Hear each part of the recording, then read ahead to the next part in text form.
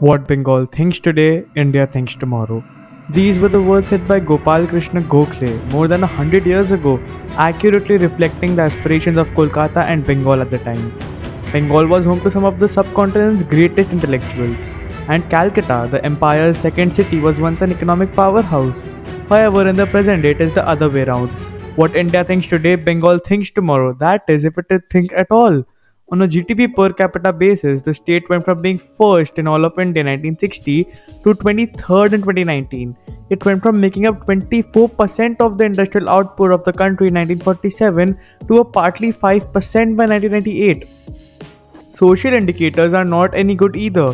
The states ranks 28th out of all the other states and union territories in terms of HDI, a figure which is below even the national average. Doesn't this beg the question what led to the decline of Kolkata and the Bengal region in general? How did such an industrious powerhouse turn into an urban slum it is today? Let's find out. But before starting, please take a moment to subscribe as only 10.7% of you are subscribed to the channel.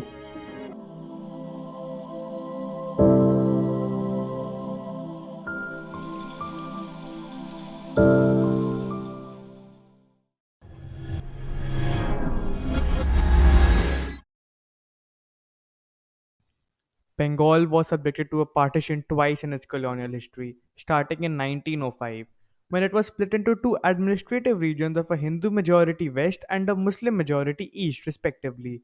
This permanently fractured the society along communal lines and was a contributing factor to the second partition, which happened in 1947, this time with the Muslim majority eastern half going to Pakistan. This cut off India's Bengal from the vast hinterlands of its eastern half, containing vast sources and human capital which had powered Calcutta's industries for more than a century. The oncoming refugee crisis and communal riots only worsened the situation more.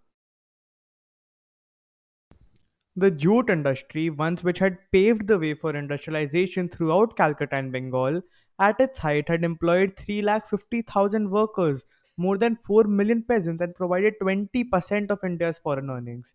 Even as far back as the 20th century, the proceeds from processed jute goods alone amounted to 35 million euros every annum. However, the 1947 partition had a devastating impact on the industry. It meant that 75% of the jute growing areas were in Pakistan, but all 106 mills, baling centers, and export hubs were in India. Initial agreements between the two rivaling dominions broke down, and soon the industry began its descent towards stagnation and eventually dying in itself. The years of economic mismanagement by the central and state government gave rise to ultra left factions within the state. Kolkata and the rest of West Bengal were very much already in a decline when the first non Congress government came to power in 1967, the United Front. Soon, Naxalites, a group of self styled Maoist revolutionaries led by action of the CPIM, started gaining a strong presence throughout the state and within student movements in Calcutta. They declared a dictum of for Naxalites to assassinate any individual class enemies like businessmen, university teachers, politicians, landlords, etc. This animosity eventually took the form of military trade unionism, while the cases of violence, murder, vandalism, etc., greatly increased. As the attack skyrocketed, recalls industrialist S.K. Birla, many responsible owners gave up on business and transferred ownership. There was no security. In every flight that we took out of Kolkata, we carried a bag full of belongings, including jewelry. It was the worst of times. Another industrialist recalls. According to data, there were 179 strikes and 49 incidents of lockout in factories in 1965. By 1970, the comparative figures were 678 and 128 respectively. As industries started fleeing, the problem of unemployment worsened, which further added fuel to the fire. On the other hand, the ruling United Front remained split on ways to deal with the rising insurgency. Hence, exceptional misfortunes were witnessed in the 25 years between 1947 and 1972. The once prosperous Calcutta was now in a clear state of chaos. All the while, militant insurgencies grew stronger. However, the great decline had just started. The Left Front, led by CPIM co founder Jyoti Basu, came to the power in the 1977 state elections. It started its tenure by focusing on agriculture and land reforms. Initially, the first decades of communist rule saw grain production dramatically shooting up, registering average growth rates of 5.81% from 1980 to 1990. However, the laws of diminishing returns soon set in, and the growth fell back to 2.13% from 1990 to 1995. Secondly, a new industrial policy was introduced in 1978, which promised to encourage small industries and fix the industries throughout the state. This policy was also not successful in reviving the situation. In 1978-77, West Bengal was number 2 after Maharashtra in terms of employment and value added. But by 1987 and 88, Maharashtra was still at number 1, but West Bengal had fell to 4th in terms of employment and 5th in terms of value added. In the early 1990s, a change started coming over the party's politburo. The USSR had collapsed, communist China was rapidly industrializing, while India had just decided to go ahead with its liberalization reforms. All of this allowed Basu to draft a new economic policy in 1994, which sought to encourage private investment and entrepreneurship. However, this too failed. In terms of ex factory value added output, West Bengal's share was 6% in 1991, which had went down to 3.9% by 1999 and 2000. When Jyoti Basu resigned after 23 long years in 2000, Buddhadev Bhattacharjee took as left front's second CM in the state, inheriting a deeply stagnated and troubled economy. He knew he was racing against time. Acting accordingly, he first attempted to change the unproductive work culture through various slogans and public campaigns, facing backlash from his own party workers, who moved to join other parties. He helped in formulating the 2003 Bengal IT policy and was later affirmed the best chief minister by Azim Premji, the promoters of Wipro. This sector witnessed a 70% growth in the state between 2000 and 2005, albeit on a very low base.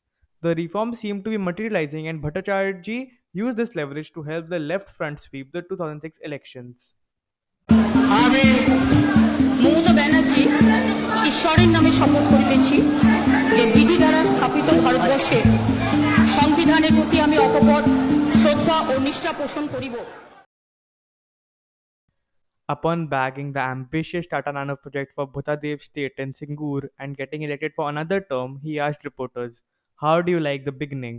Little did he know that his signature project would mark the beginning of the end of the left's front's 34-year rule in the state. In 2007, upon the state government's failure to acquire land for a special economic zone in Nandigram, an emergency developed in the region and 14 people died in a police shooting. The CBI later held the Bhattacharjee government responsible for the shootings, allowing rivals Trinamul's Mamta Banerjee to gain momentum and spearhead protests against Nano's Singur plant. Many instances of violence and murder perpetuated by CPIM men only intensified the protests. By 2008, a whooping 1,800 crores had already been invested in the plant, which was 80% ready. However, the company was unable to handle the fierce opposition and finally announced the relocation of its plant to Modi ji's state, Gujarat, a state which later went on to become one of India's major automobile manufacturing hubs. Tata had to relocate the nano factory from Singur, Kolkata to Sanand, Gujarat. Bhattacharjee's reforms had failed in the elections that followed 2011. Mamta Banerjee's Trinamool came into power. The irony here is that reforms which were supposed to revitalize Kolkata and Bengal ended up triggering events that led to its stagnation yet again. Industrialization was put on the back burner yet again, and in the end, it was only the people who had suffered.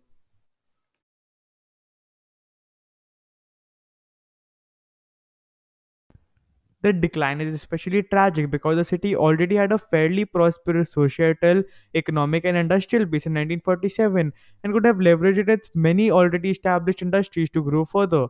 The city also missed out and remained largely untouched by the economic boom that followed after 1991 liberalization. The other two big cities, Delhi and Mumbai, rapidly developed into the grand metropolises they are today, while Kolkata stagnated and declined further. It continued to live in the shadow of its former self. Debates about Kolkata's or Bengal's former glory are immaterial because the basic ingredients which helped in creating that past in the first place, vibrancy, robust growth, industrial and human capital, social changes, etc., are missing. Before a common consciousness for change can even develop, it is important for the everyday Bengali to let go of the colonial hangover, look beyond the past, and acknowledge the decay. Only then can the focused social and economic developments go. It may take years or decades of a disciplined approach to reverse the great decline, but it is a goal worth pursuing. I myself live in Calcutta, and it is a beautiful city to live in. No wonder so many people swear by its beautiful people. Still, but people living in Calcutta still live in Calcutta's glorious past and hardly contribute towards Kolkata's future. Recently, a lot of developments have been made to strengthen Bengal.